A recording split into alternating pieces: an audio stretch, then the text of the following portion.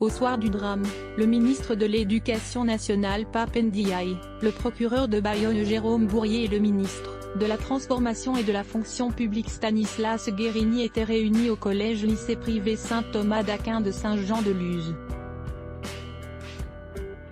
Face à la presse, il faisait le point sur les éléments d'information disponibles suite au décès d'une professeure d'espagnol, de 52 ans, poignardée en plein cours mercredi 22 février à 10 h par un élève de 16 ans. Après avoir attaqué sa professeure, l'adolescent s'était enfui dans une autre classe, où il avait expliqué à un autre enseignant qu'il avait obéi à des voix qu'il entendait dans sa tête. Des voix au sujet desquelles une source proche de l'enquête a donné plus d'éléments à nos confrères de BFM TV. Le jeune homme aurait expliqué aux enquêteurs que ces voix lui disaient que l'enseignante incarnait le mal.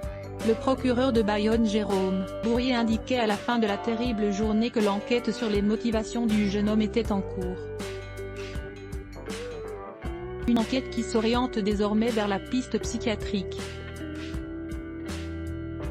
L'adolescent de 16 ans souffrirait de troubles psychiatriques avérés, affirme ainsi, jeudi 24 février au matin la source de BFM TV. Une éventualité qui a été reprise quelques heures plus tard, et, avec prudence, par le ministre de l'Éducation Pape Ndiaye.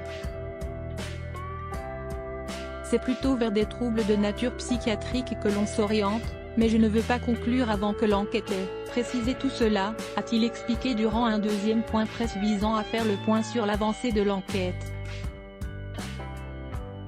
Le profil de l'élève du lycée privé de Saint-Jean-de-Luz est désormais mieux connu.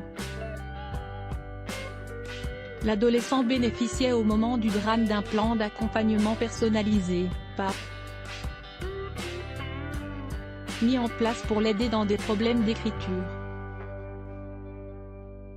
Ces possibles troubles psychiatriques n'étant alors pas connus, l'élève ne bénéficiait pas d'accompagnement pour les élèves en situation de handicap, AESH.